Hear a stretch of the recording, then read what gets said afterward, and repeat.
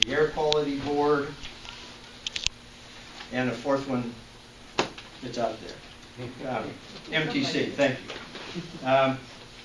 In terms of our impact to Strawberry, it is the housing element that makes the difference. The housing element currently calls for 45 units of housing in Strawberry. Those are affordable units projected to potentially be located within the seminary's 73 acres. 45 units. There is also an overlay being recommended as a part of the housing element. It is an affordable housing district. The affordable housing district stipulates 2 acres, 60 units of housing somewhere in the 73 acres of the seminary site. Those are the issues that are on the table right now. The potential for a PDA turning into development in the next number of years is slim to nil. Are you willing to put that in writing? Not only this. You be quiet. I want to see that in writing. I saw you at the planning commission, Yeah, of course you and did. you were just a big zero. Oh, And you went along with Wade Holland. If we could, one of the things that I just want to say,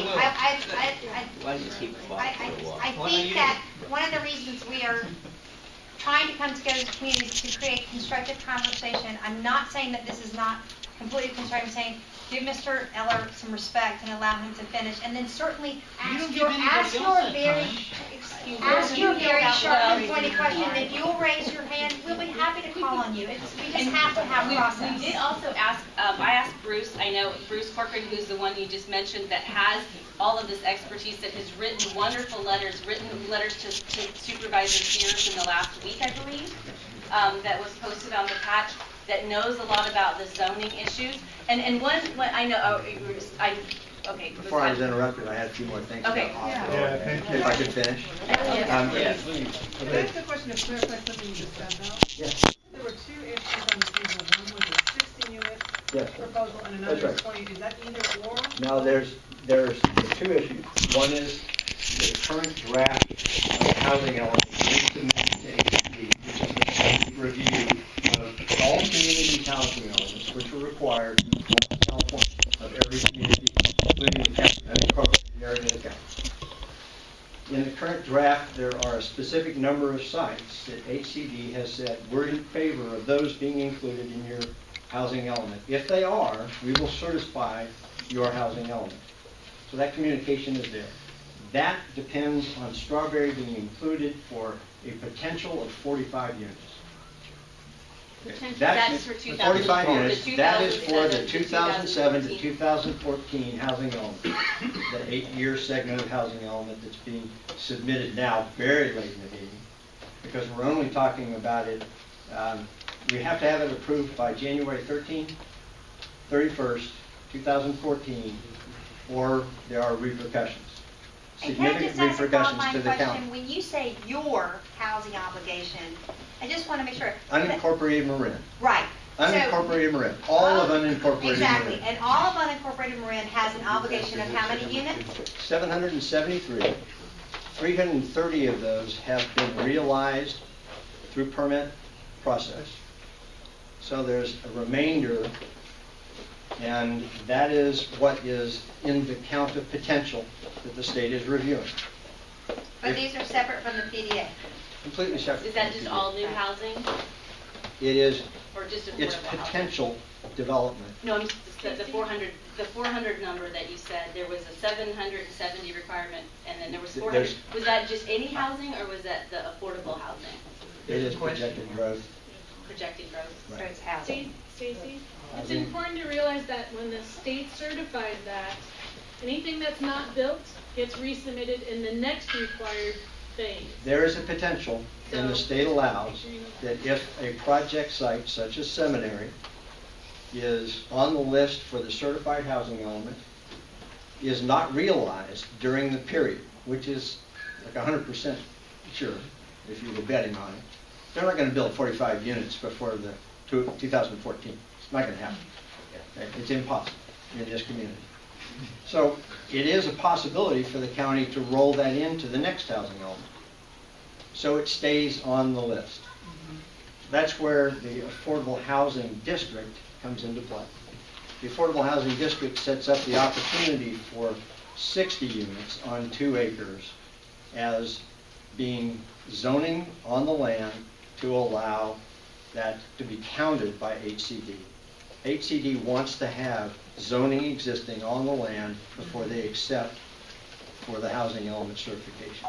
So all that would happen if we weren't a PDA. It doesn't matter if we're a PDA or not. So Correct. we could be out of the PDA and. Correct. And So still we help don't need to Marin be in a County PDA meet its that housing might element. mean But this or might from mean the- that from- or From something the like that. information that I've been exposed to at the county, relative to PDAs, there is about $3.5 million in infrastructure monies that will come to that area if it is a PDA. It comes to the Tiburon Y intersection, that's what. Not specifically to that. There are different projects that have allocation requirements that the Transportation Authority of Marin has authority on, not the Planning Commission. And that could come to Strawberry as a PDA if we're only a potential PDA, or do we have to move into planned PDA? PDA is not our area, so I can't speak And that's to what it. we wanted to talk about tonight. yeah, and I know the housing Right, element's right. a big topic.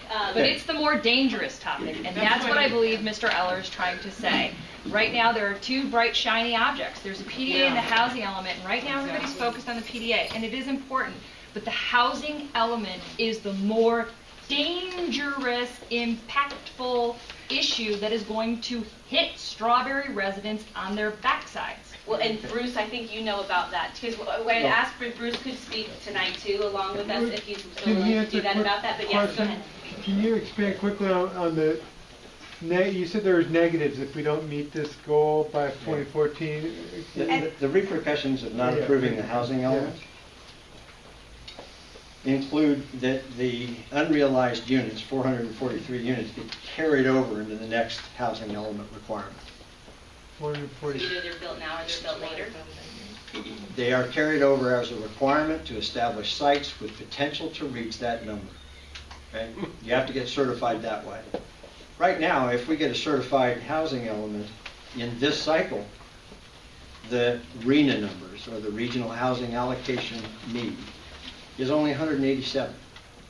So if we certify the current draft, the requirement for all of unincorporated Marin in the next 8-year cycle drops to only 187. On top So of we're that. only asking to find sites to support 187 units, not 773, which But is the there's still current 400 allocation. that haven't been built on that That's correct, cycle. 443. If we don't get a housing element certified, the state has the potential to reduce the cycle to a 4-year cycle. So we'd be having these conversations about which sites are potential for housing development for 4-year cycles instead of 8-year cycles. Let me finish. The other thing, of course, is that transportation funds eligible for the distribution from the Transportation Authority of Marin is also affected. And Would it be affected if just Strawberry was out and then the rest of the corridor was just like Marinwood Well- and Tam Almalte? I mean, because that's what. if relative to PDAs or housing Relative, element? relative to the money that you're talking about with the Marin Transit, because that's PDA you're talking about, isn't it? The housing element. It has relation to both, and that's where I'm not entirely clear. And that's what we're trying to figure out here is, I understand there's been a lot of people that, because there were an equal number of Strawberry people at the July 8th meeting, I believe, on the housing element. And I think everyone agrees that it's connected, but we are trying to take an overarching issue on the priority development area, because I'm pretty certain it's not just 60 units in Strawberry for the next whatever. That has to do with us being a priority development area and taking money. That's not the policy of the ABAG. That's not what the requirements are. These things, this is an organic document that is changing. Policies are changing. I'm sorry, go ahead. No, I'm just going to say both issues are important. Yeah. The nexus is that 80% of future growth is going to occur in PDAs, and all of the financial incentives are going to be for the county to locate housing and jobs in the PDAs. So the housing element is critically important. PDA, longer term, is much more important than the immediate housing element. And my understanding is that the the PDA, we lose local control versus the housing element we maintain as these things come up one at a time. No. Well, the sequence that you're talking about is the sequence streamlining. That's what she's talking about. That's for if you're in a PDA. That's if you're a transit priority. That's all the Senate Bill 375. Sir? Yeah, I have a question. I thank Bruce for coming because it's sort of a hostile environment. Thank you very much. But I have a question maybe he can answer. The projections of the Marin board themselves say that our growth in the entire county is going to be 0.3% a year. That's 62 housing units a year.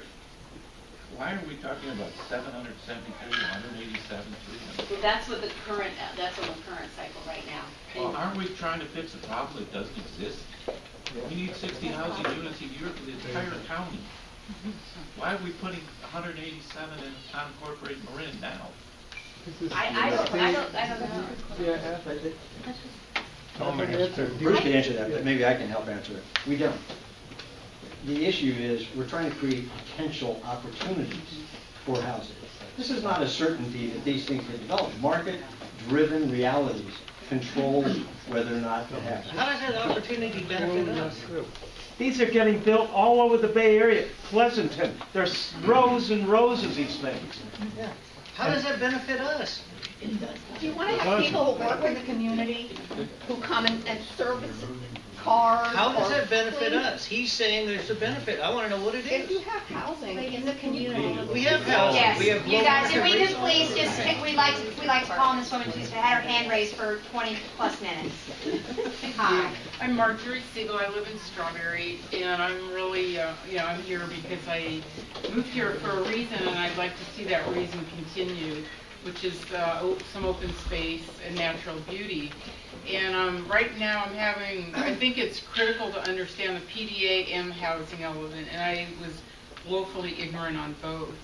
What I think we need to demand from Supervisor Sears and even our state representatives is to deal with both of them. I don't think we have to pick one or the other. I think they both matter to our quality of life, and maybe we don't have time to postpone either one.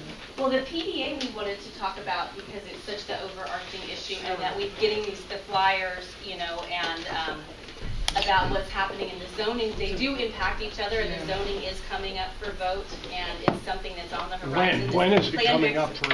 I heard September We should 12th. and compromise. I think we should be real clear and forceful with them Well, that they're both. Neither one is really what we want. Right. And my thought was we could get out of the PDA because it's voluntary. It takes a letter to get out, and then sit down with us as stakeholders and let us participate and decide if we want this and if we want that and if we want these designations. Because there might be merit, but right now we feel like sitting ducks in this situation. And, there are a lot of issues that the people above that are going to have, there's new, I don't want to sound paranoid, but there are new Senate bills. There's Senate Bill 1. There's a number of, someone else here I'm sure knows all of the ones that are kind of going through the circuit that change and even add more to priority development areas and transit priority projects that are onerous burdens. And we don't control the regional housing needs assessment.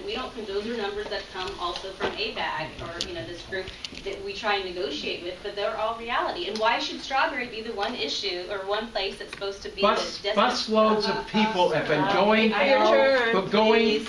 to Oakland. Wait your turn. Wait your turn, please. Woman in the white sweater behind you, I'm sorry, I forgot your name. I wanted to, my name is Marcia Yeller, and I'm actually former president of the League of Women Voters in Marin County. And the reason I bring that up is that we have processes in the county for how things happen. There isn't going to be something built in the next 3 months, the next 5 years, unless it goes through a process. A developer has to approach an owner of land. They have to come up with a plan that will get approved somewhere. They got to make a plan that's going to make money for them, or they're not going to do it. They have to get it through the planning commission. There's a Strawberry Design Review Board, which reviews anything that's going to be changed as any kind of variance in Strawberry. Nothing's going to get built without you being involved. This is not going to happen while you're sleeping. This is the thing I find a little frustrating in this concern about something's going to happen overnight. I think it's wonderful that you've done this and you're providing good information for people, but if it was up to me, I think the seminary buildings are dilapidated, look awful. I'd love to see some new stuff up there. Well, in the seminary issue, that's a specific project that we weren't, going to talk about. But I wish I had the faith that you do that that's exactly right and that process would still happen. Because in reading the actual plan documents, when we talked about the CEQA streamlining for transit priority projects, for PDAs, there's fact sheets on SB 375 that they say that is not the case. And there have been lawsuits that have happened and been settled in these other counties that say that's not the case. And if that were the case and it were clear as day, I don't think all these groups would be freaking out like they are. But it's not. I agree. There should be process, and that's what we want to maintain, the process that there is now. And if we're not a PDA, we don't have to worry about it. We still have to talk about housing elements and all those other things, but we don't have to worry that we're behind the 8 ball on what is the process. So, this woman. Thank you. Joe Nadell. I'm so sorry. She recognized me. I know. Would you mind terribly going next? I don't mind at all. Thank you so much. I'm sorry. I'll be very brief. I'm Joe Nadell. I'm a resident of Strawberry for 47 years. There is nothing beneficial in the PDA for us. You'll notice all the other designated areas opted out. They weren't dumb. I commend anybody to read Bruce Corcoran's reply to the supervisor. Yes.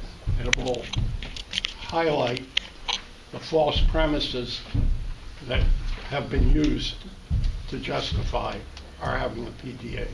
I also would commend everybody to show up at that next meeting. Would you tell me again? Well, the next meeting is August 20th, and on the next Board of Supervisors meeting is August 20th. And I think it would be nice if we could be on the agenda and be heard on the issue, and if they can at least find out where the supervisors stand.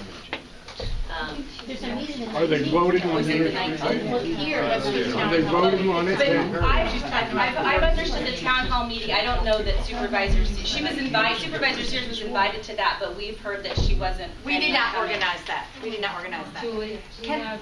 red, you have this poor lady trying to get up. Oh, I'm sorry. Thank you. I'm so sorry. The woman in red and then the woman in blue. Thank you. My name is Fran Corcoran. I'm a 37-year resident of Strawberry. I've served 12 years on the Strawberry Recreation District and was probably among a couple of other people sitting in this room, one of the people who served on the committee who actually wrote the Strawberry Community Plan many years ago. I apologize, but I don't find the process that you're describing to be very comforting, because after 37 years of having to be on the ball for every single project that has come through here, and I was very thankful to pass the reins over to my husband at some point, who is really amazingly stayed on top of these things. But I'm telling you, it is a full-time job to do that. And it still doesn't always turn out the way the community would like it to turn out. So it doesn't comfort me very much that there is this process, because I've been through that process over and over and over again. And I know we're not talking specifically about the seminary tonight, but I would just like to say that when this Strawberry Community Plan was written, many concessions were made for the seminary. The community made many concessions. They allowed the seminary to sell off some of its property and to build homes, and then there were certain restrictions put in place. What I don't appreciate is that we continue to go back and back and back and have to defend those things when we gave up certain things for the seminary in order to get this community plan in place, and now we're back to the drawing board again and again and again, when we've already made our concessions and the seminary has not moved forward to develop what was allowed for them to develop. And now we keep looking at something different that perhaps the community does not want. Thank you, Fran. I'd like to call on the woman who's been I'm Diana Hamill, and I live in Strawberry Apartments down here. And I'll reiterate the same thing that you said. I moved here to be safe. I saw gunfire in the city the last year that I lived there 3 times. So I moved here to be safe and to be away from the high-density areas. And also, as a single white woman without children, I have never been able to get into low-income housing. So those are two things that affect me personally. And the second, I really want to thank you both for pulling this together. I really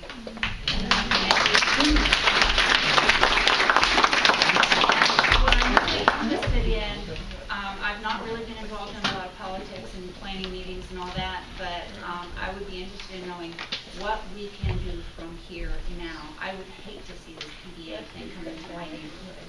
I would hate to see it. I'm sick of development everywhere I go. Yes. I'm going to stand up since I'm going to come to. My name is Chuck Ballinger, and I'm a 14-year veteran of the Design Review Board back in the 80s and 90s, 9 years as chair. And I just had a few thoughts on this. I was talking to Kay, who was on the board with me the other night, and I've come around on this quite a bit. Initially, I went up to the Dominican College, and they had an ABAC presentation on this whole matter. And the corridor they represented was very close to Highway 101. And in concept, since I believe in regional planning, I thought, hey, keeping transportation corridors open, high-density housing near transportation, not up on the top of Sky Boulevard or whatever, it's a good idea. But when you really read the fine print, that's where you start getting into the nitty-gritty of this. And I've just had a couple things to say tonight, particularly on the PDA issue. And I was telling Rick and Kay that I went out today and measured the distance between our bus stop at the seminary here and the entrance to seminary. It's 0.6 miles, which disqualifies it. And Bruce, you did a great letter to the IJ. I think one of the things you said was we have a 61% rental rate as opposed to 37% in the rest of the county. That alone is a pretty significant issue. But when you're talking about the seminary, and the housing element is quite complicated. There's an 80 to 90 ratio of dorm units they're trying to turn into single-family townhouses, whatever. Very complex issue. I think the ratio should be way down because the tax on our services, fire department, schools, etc. But that aside, as a former member of the Design Review Board, I don't think seminary in any way qualifies as a PDA. Unless you're a bird and you're flying across this lagoon, which is illegal, the right-of-way is over 0.6 of a mile, and that's just the entrance. The qualification is you have to have 90% of the housing within half a mile. That's Grady Ranch. Right, right. But they're linked. And I'm just saying, as a PDA, the prime suspect area, if you will, is up around Ethan Allen. In that area, I think a lot of developers have their eyes on. Silvestri, I don't know the gentleman, wrote a letter regarding real estate and the fact that if you do upzone, and that's the term, to 30 units an acre, there's a huge financial incentive to develop that property to its maximum use. And that has been proven time and time again. So if you get areas, even the shopping center, which, as you all know, is built from the timbers of the old Richardson Bay Bridge, one of these days that's going to have to be replaced. And if they do upzone it, it's going to be a 3-story monolith. And to wrap up, Dick Spotswood wrote a nice piece in the IJ recently, and he was saying, everybody take a look at the Corte Madera structure that's now in place of the cup factory. I had a good look at that. The story poles I'm very tuned into, it's nothing like those story poles. As you'll see on the right half of it, it's already up about 4 stories. That is going to be the Whole Foods development that they had in Nevada. It's going to be in Marin, and people are going to drive by it every day. You have Holy Toledo, what happened here? So I just want to wrap up on that. That in concept, priority housing is a neat concept, makes sense for the future, but the particulars in this case really alarm me. Thank you.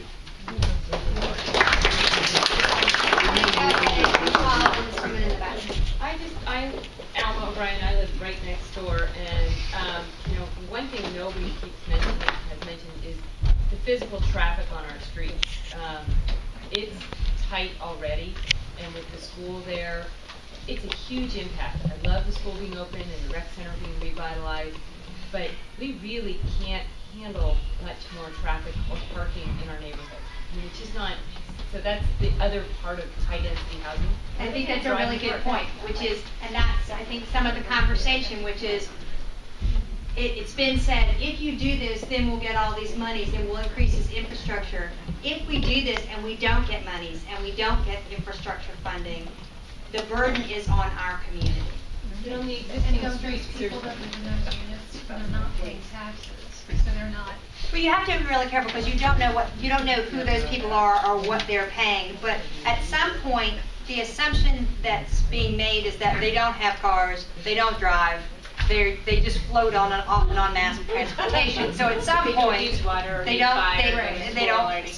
So all of these assumptions. To your point, what we keep wanting to say is, what is the burden on the community? What are the specific parameters of these projects going to be controlled by?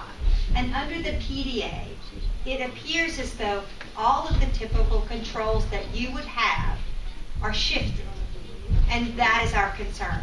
We do not want to lose our voice. Jan, you know what, John, I'm going to ask you to hold on because this woman has been raising her hand for some time. I'm oversimplistic, just if we opt not to do a PDA, how would we go about it? What do we do?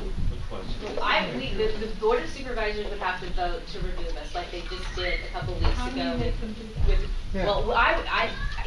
One of the supervisors who's on one of the boards of ABAG said is that it is voluntary, and he would vote to support any area that wanted out of it, because you're going to have the burden if you're not going to take it. How do you prove you want out of it? But we need to be out. What I think is we should all rally. If whoever wants out of the PDA, doesn't mean it couldn't come back later. It doesn't mean we can't have conversations later. If that's what's actually good for this community, is we need to get on the Board of Supervisors agenda or show up in mass and public comment and say we want to be heard. I mean, the IJ covered the story in today's paper. We're getting publicity out that says, Strawberry doesn't want to be the last PDA standing here with all these uncertain, ever-changing, plans and goals that, may or may not impact it or at what level. Let's get out. I mean, literally, there was Mill Valley had a PDA before. Kentfield had a PDA. If you look back at the history of the maps on the PDA site, or ABAG sites from 2007, you see them all go away. And if you go online and you read what happened in their city council meeting, I have a Belvedere city council meeting that goes over, the whole PDA thing. They explain what it is. They're not in. They don't want in. Are we really focusing for intensified development in this area? I mean, 30 or 60 acres, I don't think that's what we're talking about here over a long-term plan. We show up at the meetings, do we contact our supervisors? I would do everything. I would email them and say we want to be put on the agenda, we want to be removed from the PDA, at potential PDA, we don't want to go forward with this at this time. Now, theoretically, we had an attorney represent us. Well, I think one of the things that we need to do also is, for everybody's purposes of information, please go on to, I think we're going to be using SaveStrawberry.org as a clearinghouse. Stacy and I did not start that website, but what we're trying to do is to unify it. SaveStrawberry.org contains all the articles, local press articles, a lot of letters that have been written to the press. It's the next thing to your glossary, your cheat sheet that you need to do is to read some of those articles. Also, if you'll input your name and your information, then we can start to organize as a group. Unfortunately, we're playing a very awkward game of telephone tag with everyone talking to each other. So we can consolidate through SaveStrawberry.org. And also, if you are not on Nextdoor Strawberry, that's another important website where announcements are coming out. But I mean, we all can't sign up to be on the agenda, so you say we should sign up to be on the agenda. We all can't be on the agenda. Well, they don't have, we would ask them to say, we want out, we want to be heard, we're going to be at this meeting. Who are the we? The strawberry. The strawberry residents. When is the meeting? The next Board of Supervisors meeting I saw online was on August 20th. Do you know what time? 9 a.m. And I think the public comments at 10 that's when it starts, and then each person gets a couple minutes. But that's how Marin would. That's how these other groups, they were doing that. They were showing up and saying, "We want out. We want out." It's a voluntary program. We want out. Can I clarify one thing you mentioned about the letter that received, and I think some of us other received it with a little building on it. That's not from you. No. And that's not this meeting's conversation. So you need to be careful of what you're reading and what emails. So I think you should go to savestrawberry.org exclusively, because this other meeting is like a whole different process. Well, and that's the town hall, that what the purpose, I know about the other meeting, it was a town hall because everyone wanted to hear from Supervisor Sears on this topic. And this was when we were trying to get involved, and we said, this part of this other group was like, we want a town hall. And so she said, no, I won't schedule town halls, I'll do living room meetings throughout August on housing, just this amorphous housing. And so what this group did, it's a group that said, we're going to hold the town hall and we're going to invite you to please come because we really want to hear your position on these issues and we want you to hear us on these positions. But what I've heard secondhand was that on four times she said she wouldn't come. But my understanding as well is that potentially on that meeting that has been called, what's happening, and again, we're trying to get sources of information. It's my understanding that Sears has committed to a meeting that night. It is my understanding that the people who have got her committed to that meeting are trying to get her to come here so that it's not a small group, it's a larger group. It is my understanding that she has resisted the move. It is my understanding that she is potentially still on the docket for that smaller group meeting. On the 19th? On the 19th. So please listen for as much information as we can give you. I'm going to call on this gentleman, and I'm going to follow up with this woman. I have a white hat on. Sorry. Well, thanks for all coming. It's been a long time since I've been in the Strawberry meeting room. But my family came here in 1949, before I was born, and I grew up here. And one of the things that is interesting about the development of Strawberry, it's all happened in about 50 years. And so what you see on that map over there, and the density that you see, we're just all hills. And we've had a tremendous amount of development in southern Marin and in Tiburon. If you want to see the picture, today I was at the Sausalito planning area there, and they have a picture of Marin ship when you go to the Sausalito planning department. And it's a 1942 picture. And I was just there today. And I looked at that picture, and you look at Strawberry, you look at the hills of Tiburon, you look at Belvedere Island, and it looks like the 1700s. There is no housing in Strawberry. We came, it was a dirt road. Ricardo was a dirt road in 1949. There were cows crossing the road when my parents moved in. The first landscaping that they put in was eaten not by deer, but by dairy cows. So you've seen a tremendous, there used to be a red barn that you had to drive around, 2-lane road, which was Highway 101. 2 lanes. And then, you gunned it to go to San Francisco. So, you basically risked your life. There was no fence, and it was just a 2-lane road. So in the next 50 years, we have a very limited amount of land to preserve as open space. So as the discussion goes to, should we have 30 or 30 units per acre, should we look and change the discussion completely and not talk about 70 units for 2 acres, because in the next 10 years there'll be another 70 units for the next 2 acres. And then in a blink of an eye, there won't be any open space down here. So what I'd like to see come out of this is not only, complete rejection of the PDA, but also change the dialogue into maintaining open space and parkland. Thank you. Thank you. Just a quick question for clarification. If this is voluntary, why are we having a conversation about opting out instead of opting in? So who's volunteered us? So, because we are an unincorporated part of Marin County, we're not Mill Valley, so we don't have a city council, we don't have a mayor who sit there and discuss these things and vote on these things. We are under the umbrella of the Board of Supervisors. We are represented by a supervisor from District 3. Her name is Kate Sears. Kate Sears, along with the other members of the Board of Supervisors, have proposed PDAs. In 2009, I believe, 2007, this giant wheel started turning.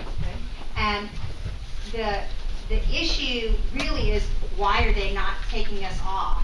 Having heard the same arguments from the two other PDAs that were considered at the beginning of this list. So one of the other questions you really have to ask is, if two out of three proposed PDAs should be removed, then what is the justification for keeping the third PDA on the list when the constituents have the exact same list of concerns, and when, quite frankly, we meet a higher percentage of rental units than the other two units that were removed? I believe, Bruce.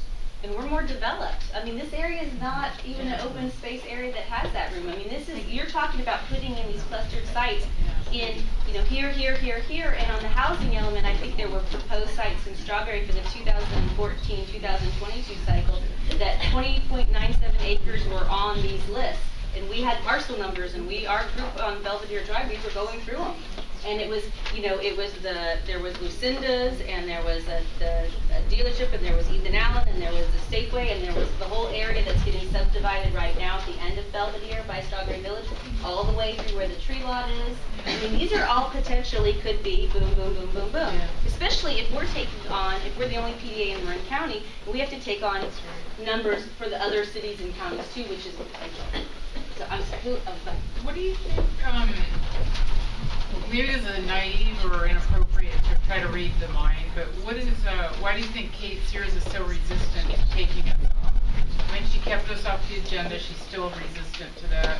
She doesn't want to have a large meeting, Clearly, it sounds like she's not very open to taking us off, that it's going to be a fight.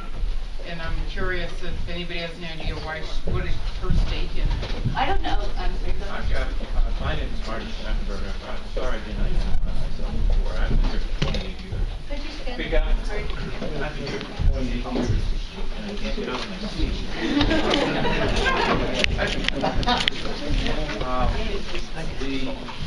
I went to the board meeting on the 9th. 23 people spoke against PDA. To 0. 500 people signed a petition. To 0. Riley, our sometime lawyer, said he's told 1,000 people and it's got 1,000. To 0. Kate Sears says she wants to have some meetings because she wants to know how we feel. Stop and think about that for a moment. She is not representing us.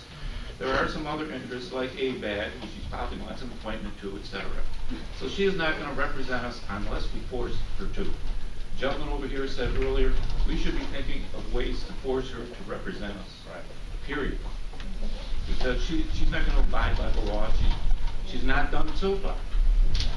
So my suggestion was everybody on our list email her every day. Every day. Now that's not a funny thing. I like it. And all the supervisors, frankly, because Katie Rice has a position in this, and so does Steve Kinsey. And if they hear from us and they say, we want, this isn't what we want, we don't want it, we want out of this voluntary designation. Yep. She will not represent us unless we force her to. Period. Bruce has graciously offered to stand up for a little bit and fill in some gaps and answer a few questions if you have specific questions. He has a long history here and knows more than Stacy and I in our short period of time. Thank you, Bruce. Can I come up to that? Yes, please do. Can I? One idea to have Bruce answer is I would like to understand why Kate Sears is hanging out. I mean, is it $3 million of vague highway money somewhere? Or You're right. You're right. You guys don't know what's going on. What is it that's driving the other side so we can? I mean, do you know who's on the board of supervisors? Steve Kinsey is a member of MTC. Katie Rice is a member of ABAG. Susan Adams was vice chair of ABAG for years and years and years. Catherine Sears is for this thing. That leaves Judy Arnold, who criticized all the people that came to all the visiting sessions, all the whole area that are trying to fight this thing. She put them down, wouldn't go to the meeting in Santa Fe that was put on by Susan Kirsch. They're all carrying the water for MTC, ABAG, regional planning, one Bay Area, and 375, AB 30. It's going on all over the country. Everybody hates it. This is bigger than all of us put together. You need to all go there. They have 3 minutes of open time before every meeting. The Planning Commission dealt with these 17 things for 2 separate meetings. They all are in favor of it. They sold you out. They're not your friends. You need to go to the Board of Supervisors every meeting. They have 3 minutes in the beginning, open time. Use that. You'll get in the newspaper. This is not an easy thing. And are you going to see these things pop up? I was born here. I used to watch the goat lady and the goat and Blackie and Blackie's pasture. And they're getting their goat. Yes, Bruce, could you please, thank you. So one hand back here. Who represents Tam Valley? Is that Kate Sears? Yes. Well, how did they get out? They requested and she backed them up. They referred We to don't where's the know. last? That's one of the questions that we don't understand. We don't understand. It was a small area. The Valley of the flooding issue, right? Yeah, see, let's hear from Bruce. Yep. They were louder than you guys. Okay. I'm Bruce Corcoran, and I'm a 37-year resident of Strawberry. And I don't want anyone for a moment to think that I know more than other people in this room, because it's not true. When I look out in this room, I see Chuck Ballinger, I see Kay Moore Harris, I saw Bob Long sitting back there with my wife Fran. Joan Adele has been around, much longer than I have. So I don't want anyone to think for a minute that I know more than everybody else. But I do want to say just a couple of things. These are very complicated issues. One thing about Strawberry that I think is different from most other communities in Marin is that, and this is according to the 2010 U.S. Census, 61% of the housing units in Strawberry are rental units. Now, if you go countywide, that number is 37%. I see Sue Mashad here, Sue too, and there are probably others who I've missed. Now that's a big, big difference, and to me that points out that Strawberry already is a very inclusive community. We've got housing for all income groups, very low, moderate, very high.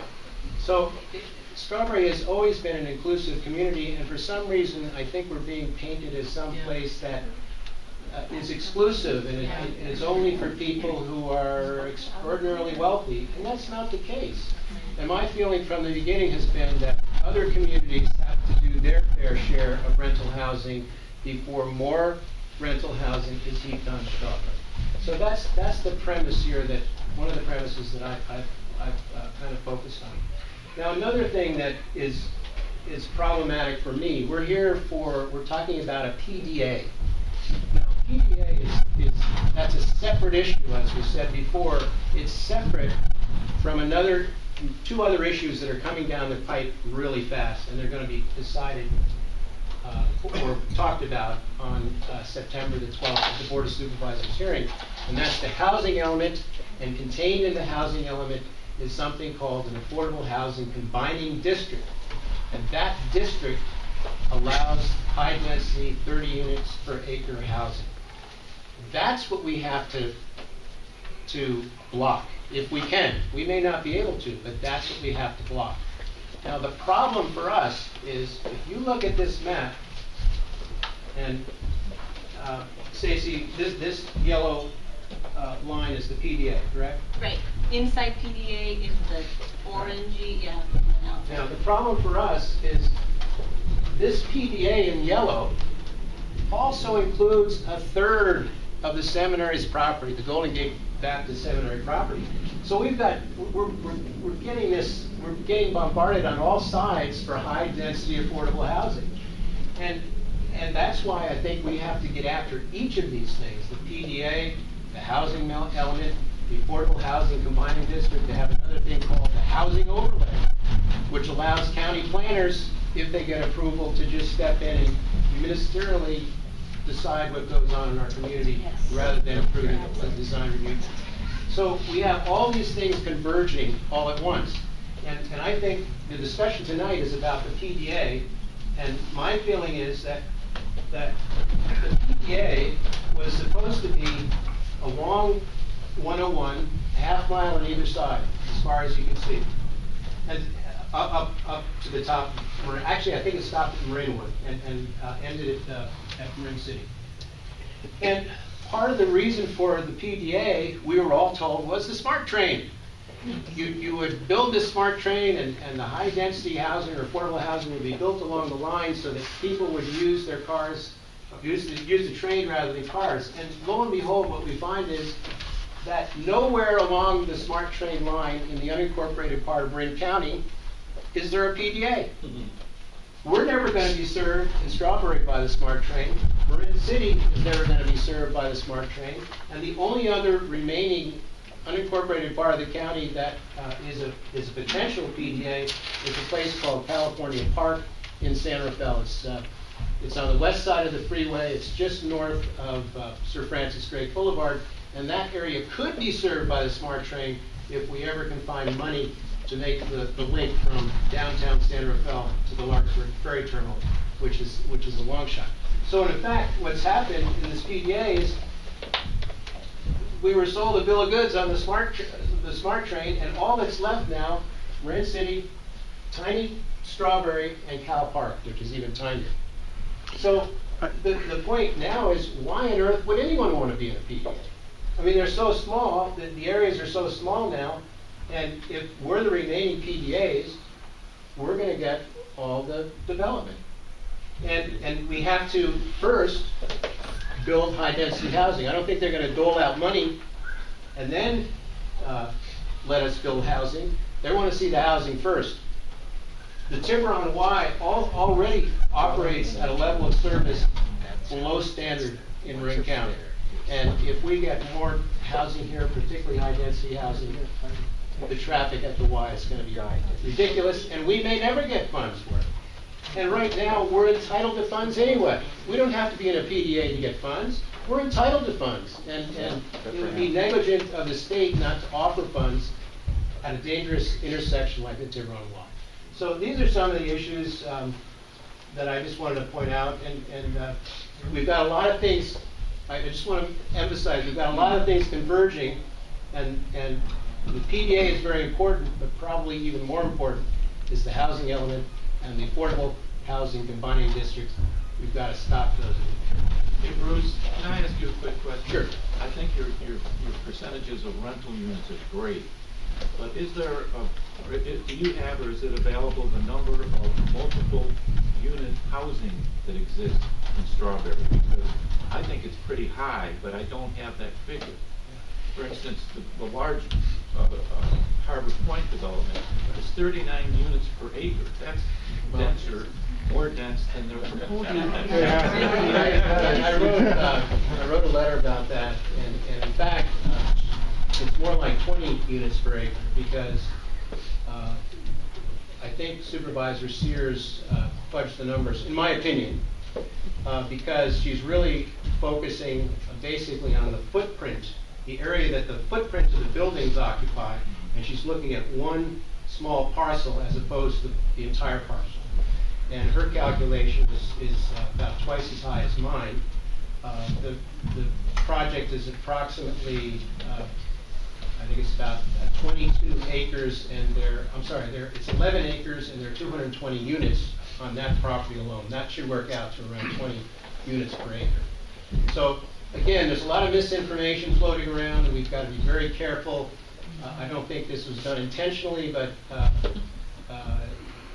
you've got to fact check a lot of the numbers that come out in some of the documents that we're receiving.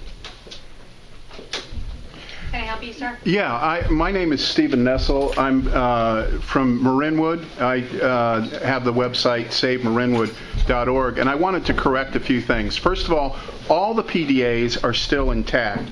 What they voted on was to remove the PDAs. So it goes to ABAG to vote whether or not we get the PDAs removed. So they say it's all about local control. Well, why do you have to get the approval from ABAG to get out of a PDA? Second, there is a Sorry to PD. interrupt. All they voted for was to request that those areas. The removal, that's correct. Also, there's a very large PDA around Civic Center, which is going to, I think, 1,100 units or something. I mean, they're talking about cities. We all live in the urbanized corridor, and I hate to contradict the gentleman, John Eller, but what we're talking about in the housing element is only the affordable housing component.